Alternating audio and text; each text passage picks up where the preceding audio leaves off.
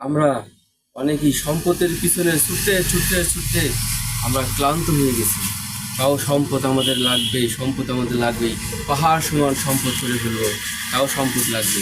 কখনো কি চিন্তা করেছি ভাই, এখন যদি মারা যাই তাহলে আমাদের যে প্রিয় খাটটা, সেই খাটটা থেকেও আমাদেরকে নামিয়ে মাটিতে শোয়াই দিবে, আমাদেরকে নিয়ে রেখে আসবে সেই অন্ধকার কবরে, কীট পতঙ্গর কবর, সেই কবরে রেখে আসবে।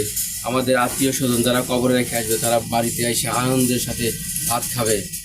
কখনো কি আমাদের নিজেদের কথা চিন্তা করি যে যেই প্রিয়জন এত কষ্ট করে ওদেরকে মানুষ করলাম, লালন পালন করলাম, সেই প্রিয়জনরাই আমাকে রেখে আসবে সে অন্ধকার কবরে। আমার কথা কেউ চিন্তা করবে না, সবাই এসে আনন্দের সাথে ভাত খাবে।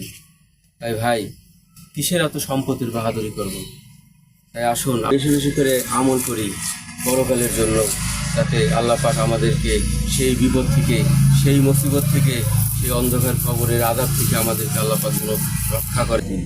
আমিন। আসসালামু আলাইকুম।